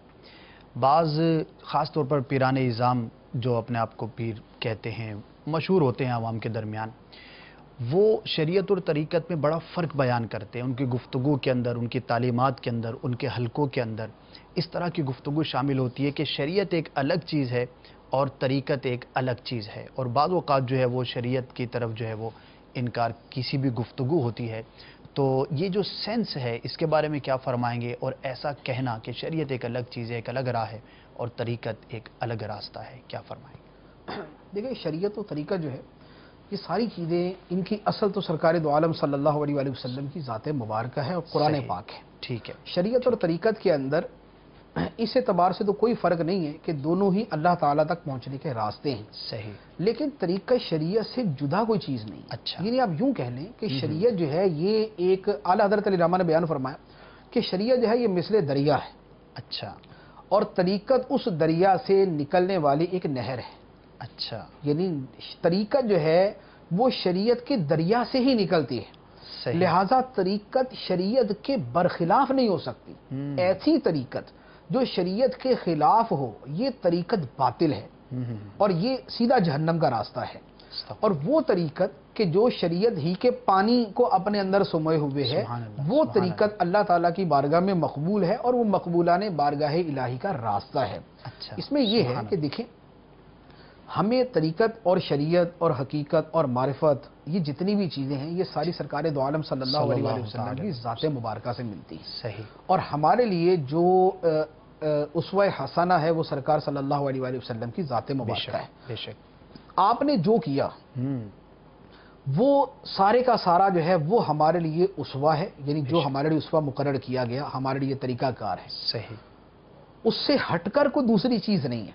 अब आपका जो तरीक़ा मुबारका था उसमें नमाजें भी हैं, रोज़ा भी है, हज भी है, और उसमें सदक़ात भी हैं, उसमें निकाह भी है, और उसके अंदर लोगों से मामलात भी हैं, उसमें लोगों के हुकूकुल इबाद की अदायगी भी है, उसमें तिलावत भी है, ज़िक्रुल्लाह भी है, ये सारी चीज़ें हैं। सही। अब आगे मुहद्दिसीन जैसे उनको थोड़ा सा अपने एतबार से तकसीम कर देते हैं कि नमाज वाला इबादत के अंदर आ गया और तिजारत वाला बाब मामलात के अंदर आ गया। तो जैसे ये अबवाब की तकसीम है, इसी तरह इबादत के अंदर मज़ीद तकसीम हो जाती है कि इबादत का ज़ाहिरी पहलू जो होता है उसको शरीयत से ताबीर कर दिया जाता है, और इबादत का जो बातनी पहलू होता है उसे तरीक़े से ताबीर कर दिया जाता है। अब हम ये कहें कि नमाज में ज़ाहिरी आदाब का ख्याल रखा जाए और नमाज में बातनी आदाब का ख्याल रखा जाए, ये दोनों शरीयत है। ठीक है। لیکن اسی باطنی آداب کا ہم ایک دوسرا نام طریقت بھی رکھ سکتے ہیں. اچھا. ہم اس باطنی آداب کا نام طریقت بھی رکھ سکتے لیکن اسے شریعت سے خارج نہیں کر سکتے. صحیح. وہ شریعت ہی کا حصہ ہوگا. اور یہی شروع سے چلتا آیا کہ ظاہر و باطن اور شریعت و طریقت دونوں کو لے کر چلا جائے. سرکار صلی اللہ علیہ وآلہ وسلم نے جو آپ کی جو یہ شان ہے وَيُزَكِّيهِمْ، اس میں کیا فرمایا وَيُعَلِّمُهُمُ الْكِتَابَ وَالْحِكْمَةَ وَيُزَكِّيهِمْ، کہ نبی کریم علیہ السلام لوگوں کو کتاب کی یعنی قرآن پاک کی تعلیم بھی دیتے تھے، حکمت کی تعلیم بھی دیتے تھے اور انہیں پاک و صاف بھی کرتے تھے. سبحان اللہ. تو اب وہ جو کتاب و حکمت کی تعلیم ہے تو یہ قرآن پاک ہے. اب قرآن پاک میں دیکھ لیں کیا کیا ہے، ظاہر و باطن دونوں ہی ہے جس کی ہم نے تفصیل سے بیان کر دیا. یہ بھی ہے اور تزکیہ نفوس بھی ہے. صحیح. کہ لوگوں کا آپ تزکیہ بھی فرماتے تھے، ان کے باطن کے اندر جو حسد پائے جاتے تھے، تکبر تھے، کینے تھے، باہمی لڑائیاں تھی، ایک دوسرے سے نفرت عداوت تھی، وہ بھی آپ علیہ السلام نے ختم فرمائے. وہ تزکیہ ہے. تو لہٰذا وہ جو باطن کے ساتھ تعلق ہے اس کو طریقت سے تعبیر کر دیتے ہیں، جس کا تعلق ظاہر کے ساتھ ہوتا ہے اس کو شریعت سے تعبیر کر دیتے ہیں، ورنہ حقیقت میں شریعت ظاہر و باطن دونوں کا نام ہے. صحیح. لیکن آگے تھوڑی سی ڈیٹیل کے لیے یوں کہہ دیا جاتا ہے کہ شریعت کا جو باطنی پہلو ہے اسے طریقت کے ساتھ تعبیر کر دیا جاتا ہے. صحیح. جزاک اللہ خیرہ. جی مفتی صاحب، اب جو کال تھی ہمارے پاس، سوال تھا کہ سائنسی علوم کے بارے میں کیا حکم ہے، اور عام طور پر جو یہ جنرل کانسیپٹ پایا جاتا ہے کہ جو بھی مذہبی شخص ہوگا وہ ان علوم کا مخالف ہی ہوگا، اس کے اصل میں بارے ہوا کیا یہ اس میں اس کے پیچھے اصل چیز کیا ہے؟ جی. اصل یہ تھا کہ جو عیسائی پادری تھے جی. جب یہ نئی سائنسی ایجادات شروع ہوئی تو ان پادریوں نے ان ایجادات کی مخالفت کی. اچھا. سائنسدانوں کو قتل بھی کیا، پھانسیاں بھی دی، زندہ جلا دیا، یہ پادری کرتے رہے. اچھا. اب ہوا یہ کہ اس کی وجہ سے جو جدید سائنس والے تھے وہ پادریوں کے خلاف ہوئے. صحیح. چرچ کے خلاف ہوئے. اب جو چرچ کے خلاف ہوئے تو اتنا خلاف ہو گئے کہ گویا سائنس اور مذہب یعنی مذہب عیسائیت یہ دونوں ایک دوسرے کے سامنے کھڑے ہو گئے. صحیح. اب ہوتا یہ ہے کہ ہمارے مسلمانوں میں ایسا کبھی کچھ نہیں ہوا کہ کسی سائنسدان کو بسبب سائنس اس کو پھانسی دے دی، یا اسے سولی چڑھا دی، یا اسے زندہ جلا دیا، یا اسے جلا وطن کر دیا، یا اسے مار دیا. ایسا کچھ نہیں ہوا. ہاں اس نے کوئی اور حرکت کی اور اس کی وجہ سے اس کو کر دیا تو وہ کسی کے ساتھ بھی ہو سکتا ہے. لیکن جو مذہب سے یعنی متنفر یا سیکولر کہلانے والے یا لبرلزم کے مریض ہیں ان کا یہ حال ہے کہ وہ عیسائیوں والا واقعہ اٹھاتے ہیں. اچھا. پادریوں والا، اور اس سے اٹھا کے مسلمانوں پر منطبق کر دیتے ہیں. اچھا. یعنی تاریخ ہے وہ 14ویں 15ویں صدی کی عیسائیوں کی. اچھا. اور یہ وہ زمانہ کہ جب مسلمان سائنسدان ابھر رہے تھے، ترقی کر رہے تھے، ایجادات کر رہے تھے، مسلمانوں میں ان کی پذیرائی تھی، مسلمان بادشاہ ان کو پروموٹ کرتے تھے، فیسیلیٹیٹ کرتے تھے، سہولیات دیتے تھے.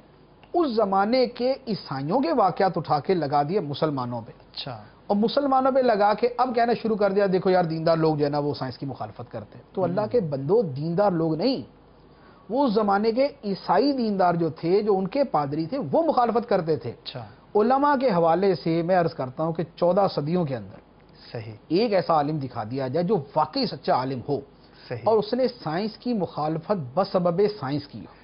سائنس کی مخالفت بسبب سائنس کی ہو. اچھا. ایسا آپ کو کوئی نہیں ملے گا. بڑی انٹرسٹنگ بات کر رہے ہیں مفتی صاحب. یعنی اس کی وجہ یہ، اب یہ تاریخ پڑھے ہوتے ہیں جو لوگ یہ باتیں کرتے ہیں، انہوں نے تاریخ پڑھی ہوتی ہے، لیکن ایک بدنیتی کہہ لیں یا پھر ہو سکتا ہے جہالت کہہ لیں آپ، کہ وہ واقعات ادھر کے ہیں اٹھا کے لگا دیتے ہیں مسلمانوں کے اوپر.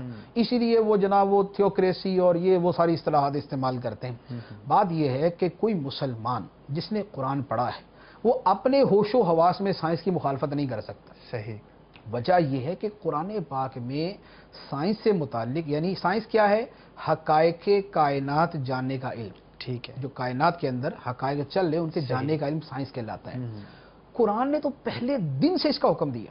صحیح. قرآن نے تو پہلے دن سے اس کا حکم دیا، یعنی پہلی جو وحی نازل ہوئی ہے وہ سورہ علق ہے. صحیح. کہ انسان کو اللہ تعالیٰ نے لوتھڑے سے پیدا کیا. تو اس کا تو تعلق پہلے ہی تخلیق انسان کی جو صورتیں ہیں وہ ان کے ساتھ بنتا ہے. پہلی وحی وہاں سے شروع ہو رہی ہے. اس کے بعد پھر قرآن پاک کی 400 آیتیں جن کا 400 آیتیں ہیں جن کا تعلق ڈائریکٹلی سائنس کی موجودہ ان تحقیقات سے ہوتا ہے کہ یعنی حقائق کائنات کو جاننا. قرآن پاک کی کتنی، یعنی میں 400 آیتیں پڑھوں تو کتنے پارے مکمل ہو جائیں گے. صحیح. کہ اتنی آیتیں ہیں کہ اس میں آسمان کا، سورج کا، چاند کا، بادلوں کا، ہوا کا، بارش کا، پانی کا، زمین کا، کھیتی باڑی کا، پتھروں کا، پہاڑوں کا، زمین کے اندر پائی جانے والی چیزوں کا، درختوں کا، پتوں کا، پھلوں کا، پھولوں کا، ان کے رنگوں کا، اسی طریقے سے خود انسان کیسے وجود میں آتا ہے، اس کے تخلیق کے مراحل کیا ہیں، وہ کس عمر سے کس عمر کو جاتا ہے، اس کی موت تک کا، یہ ساری چیزیں قرآن پاک کے اندر اتنی تفصیل سے بیان کی گئی، اور ساتھ میں یہ حکم دیا گیا کہ اس میں غور کرو. سبحان اللہ. یہ مزید چیزیں بیان کر جستجو کے کرو. فرمایا یہ نشانیاں ہیں اللہ کی. ان چیزوں کو بیان کر کے فرمایا یہ اللہ کی نشانیاں ہیں، ان میں غور کرو. عقل والوں کے لیے اس میں نشانیاں ہیں. ان فی خلق السماوات والارض واختلاف الليل والنهار والفلك التي تجري في البحر بما ينفع الناس وما انزل الله من السماء من ماء فاحيا بالارض بعد موتها وبث فيها من كل دابة وتصريف الرياح والسحاب المسخر بين السماء والارض لآيات لقوم يعقلون. یہ ایک ہی آیت کے اندر کئی چیزوں کا بیان کر دیا، یعنی اس میں آسمان و زمین کی چیزیں بیان کر دی گئی، اور آخر کے اندر فرما دیا گیا لآیات لقوم يعقلون، کہ ان ساری چیزوں کے اندر نشانیاں ہیں عقل والوں کے لیے. تو یہ کیوں فرمایا گیا کہ عقل والوں کے لیے نشانیاں ہیں؟ کہ عقل والے اس پر غور کریں گے. یہ توجہ کرنا، یہ غور و فکر کرنا، یہ تفکر کرنا، اسی کا دوسرا نام سائنس ہے. کائنات کی انہی چیزوں کے اندر غور کرنے کا نام سائنس ہے. یا قرآن پاک کے اندر وَفِي الْأَرْضِ آیَاتٌ لِّلْمُوقِنِينَ، کہ زمین کے اندر نشانیاں ہیں یقین رکھنے والوں کے لیے. وَفِي أَنفُسِكُمْ، اور تمہاری اپنی ذاتوں کے اندر نشانیاں موجود ہیں. افلا تبصرون، تو کیا تم سمجھتے نہیں؟ واہ. تو زمین کے اندر نشانیاں ہیں، تمہاری اپنی ذاتوں کے اندر نشانیاں ہیں. تو یہ ساری چیزیں جو ہیں یعنی ان آیتوں کو جس نے پڑھا ہوا ہے وہ کیسے انکار کرتا ہے سائنس کا؟ اور اگر کوئی مسلمان عالم ایسا گزرا ہے، میں نہیں سمجھتا کہ وہ عالم ہوگا کہ جو قرآن پاک کے ان آیات کے سامنے ہونے کے باوجود وہ حقائق کائنات کے بارے میں دریافت اور اس کے بارے میں تحقیق و تجسس کو جو ہے وہ منع کرے یا اس کو غلط قرار دے. بات یہ ہے کہ ہمارے ہاں نیت پر کلام ہوتا ہے، یعنی ہم نیت کی بات کرتے ہیں. قرآن پاک میں جو کائنات کی حقائق بیان کیے گئے ان سب کے پیچھے جو بنیادی تصور ہے وہ ہے کہ اللہ تعالیٰ کی قدرت اور اس کی عظمت کا پتہ چلے. سبحان اللہ. سبحان تو اب یہ ساری چیزیں یعنی سائنس کے ذریعے جن چیزوں کی دریافت ہوگی اس میں جو اللہ تعالیٰ کی قدرت کی نشانیاں ہیں ان نشانیوں کا پتہ چلے گا. تو گویا علم سائنس یہ اللہ تعالیٰ کی معرفت کے حصول کا ذریعہ ہے. اب جو اس نیت سے سائنس کے اندر غور و فکر کرتا ہے اور علوم میں سائنسی علوم حاصل کرتا ہے اللہ تعالیٰ کی معرفت حاصل کرنے کے لیے، وہ تو بہت بڑی نیکی کر رہا ہے، بہت بڑی نیکیاں کما رہا ہے. ہاں جو صرف دنیاوی شہرت کے لیے کر رہا ہے تو وہ پھر وہی ہے کہ جس نے دنیا کے لیے کیا اس کو دنیا مل جائے گی، جس نے اللہ کے لیے کیا اس کو اللہ تعالیٰ کی یا وہ اللہ تعالیٰ کا قرب اور اس کی رضا مل جائے گی. دوسری بات، ہمارے دین کا ایک بڑا بنیادی اصول ہے، وہ کیا ہے؟ سرکار صلی اللہ علیہ وآلہ وسلم نے فرمایا خیر الناس من ینفع الناس. سبحان اللہ. لوگوں میں بہترین وہ ہے جو دوسروں کو نفع پہنچائے. سائنسی ایجادات سے دنیا کو نفع ہوتا ہے یا نہیں ہوتا؟ صحیح. اکثر و بیشتر ایجادات سے تو نفع ہی ہے، اکثر و بیشتر سے. اب جو لوگوں کو نفع پہنچانے کی نیت سے مسلمان کرے گا اس کو تو اتنا ثواب ملے گا. یعنی اس کی ایک ایجاد سے اگر 10 کروڑ لوگوں کو فائدہ پہنچتا ہے تو ان سب کا ثواب اس کو ملے گا. تو جب سائنس کے ذریعے لوگوں کو فائدہ پہنچنا ہے اور ہمارے دین نے ہمیں لوگوں کو فائدہ پہنچانے کا فرمایا ہے تو پھر سائنس سے منع کیسے کر سکتے ہیں؟ صحیح. تو لہذا بات یہ ہے. اچھا اسی طرح ہمارے دین کی جو ہے وہ بقا کے لیے اور ہمارے دین کی ترویج و ترقی کے لیے جو کام کیا جائے، اگر کوئی اس نیت سے سائنسی کوئی بھی کام کرتا ہے اسے اس کا ثواب ملے گا. جیسے قرآن پاک کی آیت مبارکہ ہے وَأَعِدُّوا لَهُم مَّا اسْتَطَعْتُم مِّن قُوَّةٍ، کہ جو تمہارے دشمن ہیں ان کے لیے تم اپنی قوت کو تیار رکھو جتنی ہو سکے. تو اب دشمن کے مد مقابل جو قوت تیار کی جاتی ہے، خواہ وہ جنگی ہے یا دوسرے انداز سے ہے، وہ اس قوت کا تیار کرنے کا تو ہمارے رب عز و جل نے ہمیں حکم دیا ہے. سبحان اللہ. اور اگر اس کا حصول سائنس کے ذریعے ہے تو یہ اس ذریعے سے سائنس کا باقاعدہ حکم دیا گیا ہے، تو اس سے منع کون کر سکتا ہے؟ اللہ تعالیٰ تو حکم دے کرو، تو کون مسلمان عالم ہے جو یہ کہے گا نہ کرو؟ تو لہذا یہ بات نہیں ہے. بات یہ ہے کہ نیت کے اوپر مدار ہے.